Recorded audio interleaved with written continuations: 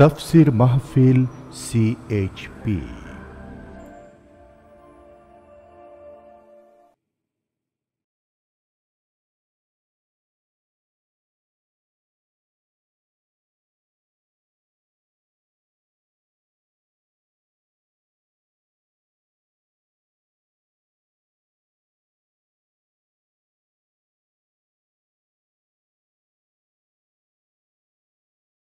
সুধীমণ্ডলী, এবারে আসছেন অন্যতম গুণীজন শ্রদ্ধেয় শাহ আব্দুল হান্নান। আমি আপনাদেরকে আজকে সংক্ষিপ্ত সময়ের কারণে মাত্র দুটি কথা বলবো যে ইসলামিক অর্থনীতির ক্ষেত্রে দুটি মেজর ব্রেকথ্রু হয়েছে। এটা আমি আপনাদের বলতে চাই যে আমাদের ক্লিয়ার আইডিয়া থাকা দরকার খুব শর্টের মধ্যেই। একটা হচ্ছে ব্যাংকিং অ্যান্ড ফাইন্যান্সে।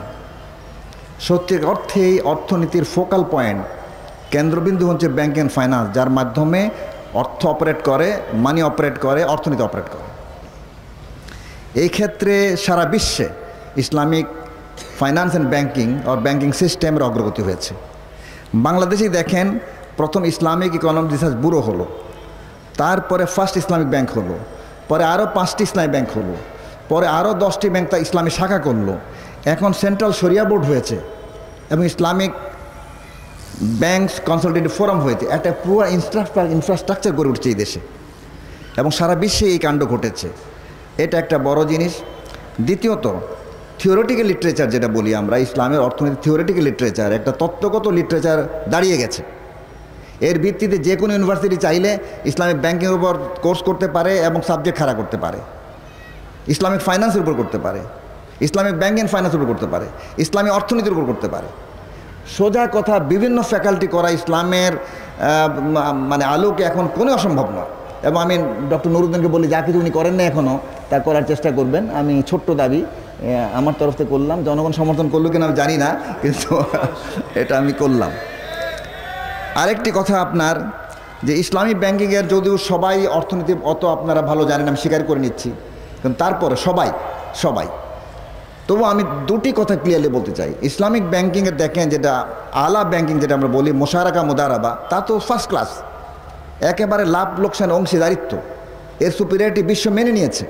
কিন্তু যেই ধরনের ব্যাংক আমরা করি, যে ফার্স্ট ক্লাসটা আমরা করতে পারছি না, আমরা করছি বাই মোরাবাহা, এগুলো আমরা করছি, কিন্তু এইটাও সুপিরিয়র দেন আমরা যাকে বলি কনভেনশনাল ব্যাংকিং অথবা প্রচলিত ব্যাংকিং, তার থেকে সুপিরিয়র। কেন সুপিরিয়র? একটা কারণ হচ্ছে যে ইসলামিক ব্যাংকে বাইং অ্যান্ড সেলিং হয়, কেনা বেচা হয়, হতে হবে, না হলে হালাল হবে না। এবং কেনা বেচা হলে ফান্ড ডাইভার্ট করা সম্ভব না, ফান্ড ডাইভার্ট না করা হলে ব্যাংকটা সিক হবে না।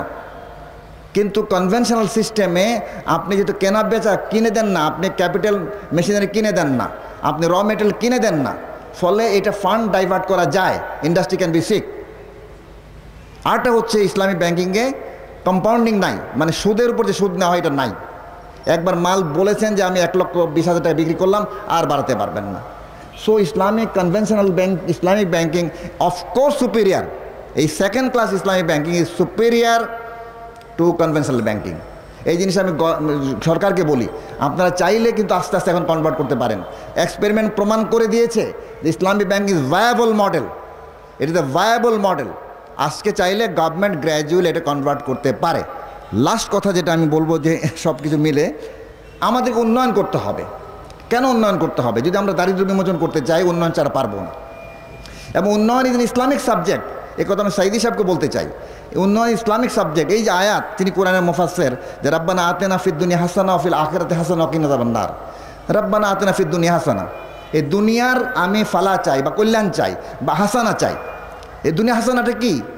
নিশ্চয়ই ভালো সমাজ, নিশ্চয়ই ভালো গভর্নমেন্ট, নিশ্চয়ই ভালো দেশ, সব কিছু, কিন্তু সঙ্গে সঙ্গে ভালো খাওয়া দাওয়া, ভালো লেখাপড়া, ভালো চিকিৎসা, ভালো বাড়ি, ভালো গাড়ি, এই সবই তো হাসানার অংশ। এইগুলো হবে কিভাবে? হবে যদি আপনার ইনকাম থাকে, আপনার জব থাকে, আপনার জব থাকে এবং ইনকাম থাকে, এগুলো হবে। এবং জব কখন হবে, ইনকাম কখন হবে? যখন আপনি ইকোনমি ডেভেলপ করবে। সো উন্নয়ন যেন ইসলামিক সাবজেক্ট। আমাদের ইসলামিস্টরা আমরা উন্নয়নকে যেন নেগলেক্ট না করি, ইসলামিস্টরা যেন উন্নয়নকে আমরা নেগলেক্ট না করি। আমরা যে উন্নয়নের কথা বারবার বলি, উন্নয়ন না করে দারিদ্র বিমোচন করা মুশকিল। যদি 80% লোক দরিদ্র হয়, তো যাকাত দ্বারা দারিদ্র দূর করা যায় না। কিন্তু যদি 80% লোক ধনী হয়ে যায়, তাহলে বাকিদের দারিদ্র বিমোচন is an easy matter. Is an easy matter. আমি আর অনেক লম্বা করতে পারি কথা না বলে আমি মনে হয় এখানেই আমি অন্যের জন্য সময় দেই, আমি এখানেই শেষ করি। আসসালামু আলাইকুম।